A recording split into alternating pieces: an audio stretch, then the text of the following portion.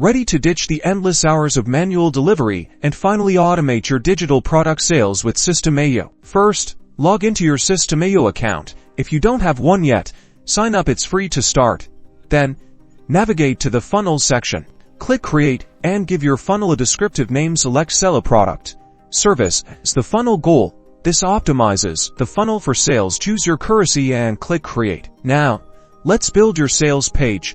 System.io provides pre-designed templates, or you can start from scratch at a compelling headline, a product image, and persuasive sales copy. Next, customize your order form. Keep it simple. Ask for only essential information, add guarantees and social proof to boost conversions. Design your thank you page where customers will access their digital product. Include a clear download button and any necessary instructions. Integrate your preferred payment gateway, like Stripe or PayPal, in System.io settings. This allows you to securely process payments. Now, the magic. Go to Automation Rules and create a new rule. Set the trigger to new sale. The action will be grant access to a course, bundle, or send an email. If you choose to send an email, craft a thank you email containing a direct download link to your digital product or instructions on how to access it. Personalize the email for a better customer experience.